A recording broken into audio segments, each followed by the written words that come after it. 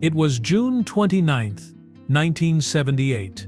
Police entered a small Scottsdale apartment, expecting to check on a missing man, and instead found the unthinkable.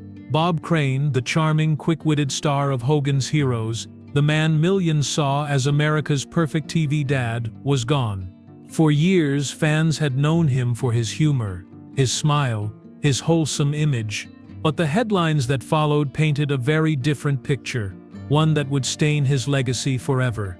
Hidden behind the laughter and the applause was a secret that shocked Hollywood, a double life that not even his closest friends fully understood.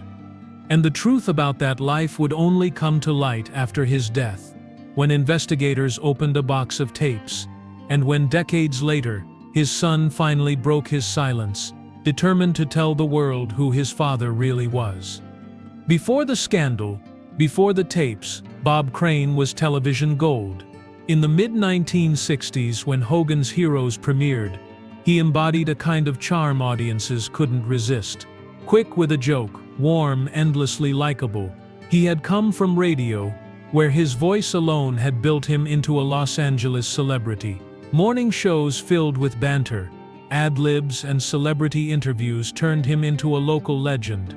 Television was the next logical step, and when the cameras found him, America did too. Hogan's Heroes was an unlikely hit. A comedy set in a prisoner of war camp, yet Crane's performance as Colonel Hogan made it work. He smiled in every scene, outsmarted every villain, and became the center of a cast that seemed invincible. At home, families watched him nightly and saw a reflection of safety and humor during turbulent times. For millions, he wasn't just an actor, he was the neighbor everyone wished they had. The success changed everything. Crane went from small-market radio host to network star almost overnight. Magazine covers, red carpet events, and fan letters poured in by the thousands. Studios saw him as reliable, clean, and endlessly promotable. His wholesome reputation made him the face of mid-century American television, a man whose private life, everyone assumed, matched the image he projected on screen. But off-set, the pressure to keep that image spotless was enormous. Crane felt it constantly. In interviews, in rehearsals, in the fans who approached him expecting the same charm he played on television. Every smile had to be genuine, every interaction pleasant. That expectation built a wall around him, separating the performer from the man. Behind that wall, his insecurities began to grow. Friends from his radio days noticed the change first. They described a man who needed to be liked, who feared fading into obscurity once the laughter stopped. He craved energy, attention, and control. The very things fame offers in abundance before it takes them away. The attention of fans and strangers alike became addictive. It wasn't about power, it was about validation. For his family, the success was both a blessing and a burden. His first wife, Ann Terzian, managed their home and raised their children, while Bob's schedule consumed him. He was charming in public, distracted in private. To his son Robert, he was a father who belonged more to the world than to his own living room. At the height of his fame, no one saw the cracks forming. He was still the man with the effortless grin, still the star the networks depended on. But beneath the surface, the lines between his public life and private desires had already begun to blur. As Hogan's Heroes dominated television, Bob Crane's world expanded far beyond the studio. Fame brought privilege, but also access to parties, fans, and people eager to be near him. His charisma, which once lived harmlessly behind a microphone, began to fuel something deeper. He thrived on admiration, and Hollywood provided it without limits. After filming, Crane often slipped into the nightlife that surrounded Los Angeles in the late 1960s. The city was electric, driven by celebrity culture and changing social rules. Cameras were becoming more portable, and Crane, already fascinated by electronics, became obsessed with them. He collected video equipment, set up recording systems, and experimented with home editing long before most people even owned a camcorder. What began as a hobby turned into fixation. During this period, he met John Henry Carpenter, a video equipment salesman with connections to the entertainment world. Carpenter admired Crane's fame and shared his fascination with new technology. Their friendship grew quickly, built on gadgets, humor, and access. Carpenter introduced Crane to a darker side of Hollywood, one where celebrity mixed with exploitation and boundaries blurred easily. Colleagues later remembered that Crane became more distracted on set. He carried cameras everywhere, talking about new lenses and editing tricks. What seemed like creative curiosity soon crossed into something else. He wasn't filming scenery or rehearsals. He was documenting private moments, sometimes without consent. The thrill of control behind the lens began to replace the thrill of live applause. The contrast between his public image and private reality grew starker each year. On camera, he was still the hero, still the clever, moral leader audiences adored. Off camera, he was chasing experiences that eroded the very reputation he had built. Friends noticed his restlessness, but few dared confront him. He was too charming, too established, too certain he could manage it all. His marriage collapsed under the strain. Anne could no longer compete with his late nights, his secrecy, or the constant presence of new faces in his orbit. She filed for divorce in 1970. Within months, Crane remarried Hogan's Heroes co-star Sigrid Valdis, hoping stability would ground him. But by then the habits had hardened. The cameras never stopped. Hollywood's culture of indulgence made it easy to hide. No one questioned his long absences or the equipment he carried. To outsiders, he was still the quick-witted star between projects, working, experimenting, living freely. To those close to him, there was a growing sense that Bob Crane was slipping into something he couldn't control. Fame had given him everything: recognition, money, access, but it had also created the perfect cover for a secret he could no longer keep contained. By the mid-70s, the two versions of Bob Crane were moving in opposite directions. On stage and in public, he was still the professional everyone admired. But away from the spotlight, his fascination with recording had become an addiction. What had started as curiosity about cameras evolved into a compulsion to document everything, moments that were never meant to be replayed. He began storing hundreds of reels, organizing them with the precision of a producer. To Crane, the camera wasn't only a tool but a form of control. It allowed him to direct life itself, to capture proof of charm and desirability long after his fame began to fade. Yet each recording widened the gap between the performer and the man behind him. The more he filmed, the less real connection he seemed capable of. Those who worked with him during his dinner theater tours saw hints of the strain. He was friendly but distant, charming, yet distracted. One moment he was the same quick-witted entertainer from Hogan's Heroes. The next his energy vanished. Some nights he arrived late, carrying bags of cables and equipment, as if still chasing something he couldn't name. At home, tension grew. Sigrid tried to keep the marriage together, but trust had eroded. Arguments followed him from city to city, and their separation soon became permanent. Friends later recalled that Crane seemed oddly calm about it, as if he had already accepted a life of solitude. The cameras had replaced companionship. His son, Robert, now old enough to see beyond the television image, sensed the change. Visits felt rushed, conversations brief. Bob avoided introspection, deflecting questions with humor. For Robert, it was confusing. The man adored by fans seemed unable to be fully present as a father. What he didn't know then was that his father's private life had begun to spiral beyond repair. As Crane's career opportunities dwindled, he relied on small theater productions and personal appearances.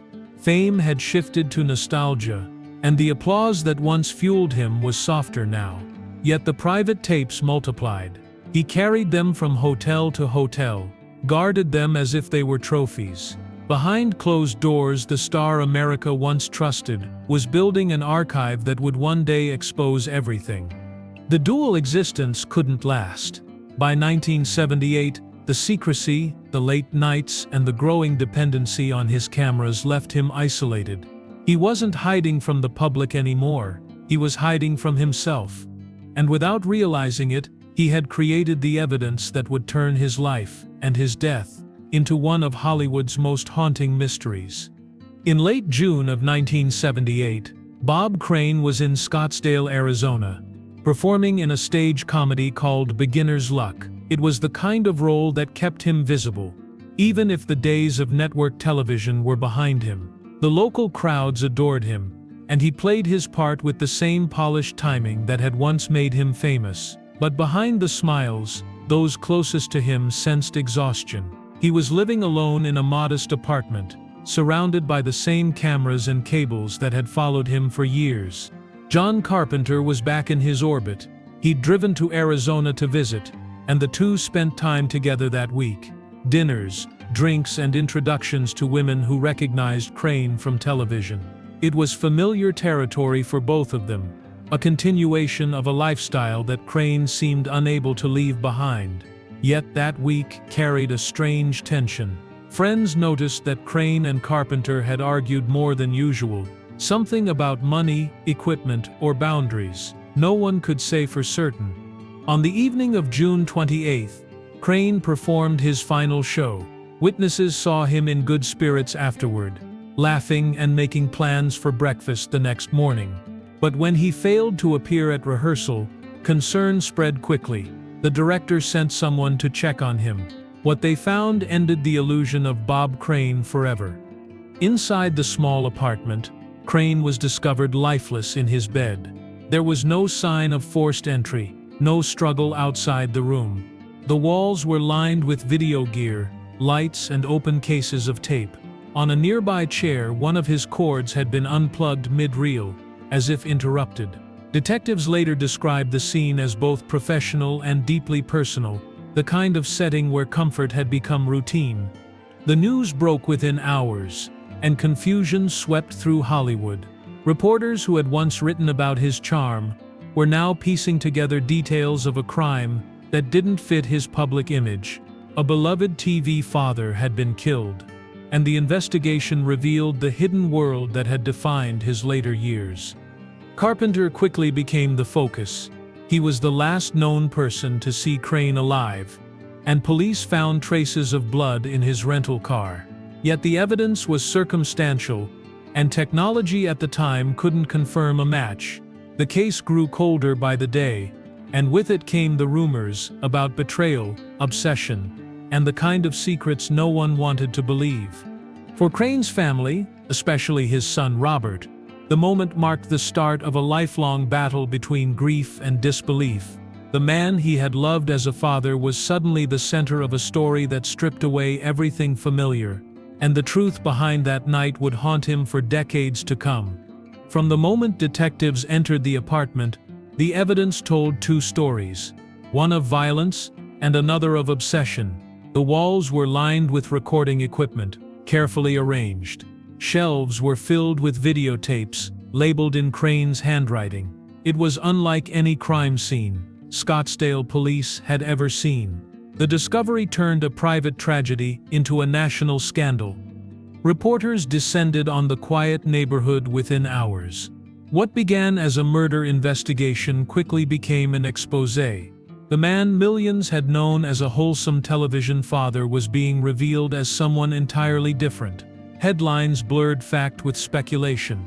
The cameras that had once elevated Crane's fame were now documenting his downfall. Every new detail fueled curiosity, not compassion. Detectives cataloged the tapes one by one. What they found confirmed that Crane had recorded years of his personal encounters. The footage was explicit, but also strangely methodical, showing how deeply routine the behavior had become. Investigators believed that the contents might hold clues to his death, possibly evidence of blackmail, jealousy, or confrontation. Yet even with hours of footage, there was no clear motive, no name, no confession. Attention turned to John Carpenter. His connection to Crane was undeniable. They had spent years traveling together, sharing hotel rooms, and exchanging equipment. Police found traces of blood in Carpenter's car and a small piece of coaxial cable that matched the kind used in Crane's apartment. It seemed incriminating, yet forensic tools in the late 70s couldn't confirm a match. Carpenter insisted he was innocent, claiming he had left before anything happened. Despite growing public suspicion, prosecutors hesitated. Without definitive evidence, the case stalled. Decades passed before it resurfaced in 1994 when new technology allowed DNA testing. But by then the evidence had degraded. The results were inconclusive, and Carpenter was acquitted. The verdict left the case open, unresolved and deeply unsettling. For Crane's family, the investigation brought little comfort. His son Robert watched as his father's reputation collapsed under the weight of tabloid stories. Each headline felt like a wound reopened. The man he knew, funny, flawed, and human, was being rewritten into a cautionary tale. Robert wanted answers, but what he found instead was silence from those who had once called his father a friend. The tapes, which were meant to preserve Bob Crane's private moments, had destroyed any chance of peace. They became symbols of a life divided, evidence of choices that could never be undone. And for Robert, they were a reminder that truth and closure don't always arrive together. In the months that followed, the Crane family faced a storm no one was prepared for. The murder investigation had ended without answers, but the press didn't stop. Every headline revisited the same humiliation, turning Bob's private struggles into public spectacle. What had once been admiration became ridicule. Late-night hosts made jokes, magazines printed rumors, and the family, still grieving, had to watch the man they loved reduced to a scandal. Robert Crane was in his 20s then, old enough to understand the weight of what had happened but too young to shield himself from it. The phone calls, the interviews, the whispers, they followed him everywhere. For years he avoided questions about his father. Talking about Bob Crane meant inviting judgment, not sympathy. To protect his own peace, he stayed silent. Behind that silence, though, was conflict. Robert still admired his father's early career, the energy that made him a star. He remembered the laughter in their home, the rehearsals, the warmth that fame couldn't fake. Yet reconciling those memories with what investigators found in that apartment was impossible. The double image, the hero on television and the man behind closed doors, never fully aligned. Friends of the family described those years as isolating. Hollywood had moved on. The show that once symbolized cleverness and charm now carried a shadow. Castmates avoided interviews, unwilling to reopen wounds. Even reruns of Hogan's Heroes disappeared briefly from schedules, replaced by newer, safer programming. The industry that had built Bob Crane into a household name now seemed eager to erase him. Sigrid Valdis, his second wife, retreated from public life entirely. She had lost her husband, her stability, and the privacy she once valued. When asked about the case, she gave short answers and declined to speculate. Grief had replaced curiosity. There was nothing left to defend. For Robert, the years that followed became a search for balance, a way to remember his father without being consumed by the controversy. He wrote, produced, and eventually published a memoir decades later, hoping to reclaim the humanity that had been lost beneath headlines. In those pages, he didn't excuse the mistakes or deny the evidence. Instead, he tried to show the man behind the mask, a father who made choices that destroyed him, but who still mattered to his children.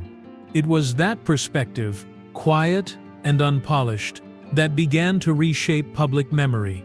For the first time, Bob Crane's story wasn't being told by reporters or detectives, but by someone who had lived through its aftermath.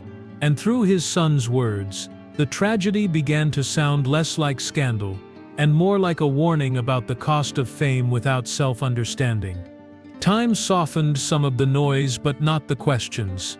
Decades after Bob Crane's death, his name still evoked curiosity and discomfort. Each new documentary, each retelling of the crime, seemed to reopen the same wound, not just for his family, but for those who once saw him as untouchable. Yet through it all, his son Robert became the quiet custodian of the truth. He never sought attention. When he finally spoke, it was calm, measured, and free of bitterness. He described his father as a man consumed by contradictions, talented, magnetic, but unable to set boundaries in a world that rewarded excess. Robert's goal was not to rewrite history, but to restore humanity to a story stripped of it. He wanted people to remember that behind the scandal was a person, not a headline. As the years passed, perspective shifted. Viewers who grew up watching Hogan's Heroes began revisiting the show, separating the character from the chaos that followed. Younger audiences discovered the series and saw in it a slice of television's golden era, a time when humor still carried optimism.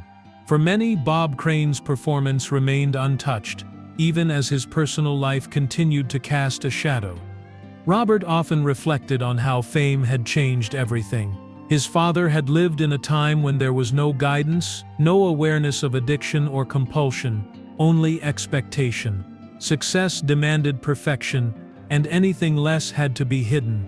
That pressure created the secret that ultimately destroyed him. In interviews and essays, Robert explained that understanding didn't mean forgiveness. It meant recognizing how easily image can consume identity. Today, Bob Crane's story stands as both caution and remembrance. He represents a generation of stars who lived before the age of public transparency, when fame was bright enough to blind even those who lived inside it. His downfall wasn't only about what he did, but about what Hollywood encouraged and ignored. For his son, the legacy is no longer about solving a mystery. It's about acceptance, about finding peace in knowing that truth, however painful, is still better than silence. Robert's decision to speak was an act of reclamation, a way to honor the father he loved and confront the life that broke him. And in doing so, he gave the world something his father never could, an ending built not on scandal, but on understanding. More than 40 years later, Bob Crane's story still lingers, not because of the crime or the scandal, but because of the silence that followed. For so long, people saw only two versions of him, the cheerful colonel on television and the man surrounded by mystery. What his son finally revealed was the space between those two lives, a space filled with ambition, loneliness, and consequence. Robert Crane didn't seek to defend his father or rewrite what happened. He spoke to understand, to show how a man adored by millions could lose himself in the very fame that once defined him. Through that honesty, he transformed the story from a Hollywood tragedy into a human one. He reminded the world that image and truth rarely walk together, and that even the most admired faces can hide private battles no one sees. For those who grew up watching Hogan's Heroes, it's impossible to look at Bob Crane without remembering both his brilliance and his downfall. Yet through his son's voice, the narrative finally found balance, not forgiveness, but perspective. Because in the end, what remains isn't the scandal or the tapes, but the quiet courage it took for a son to face the truth and tell it at last. For more emotional stories, check out this video.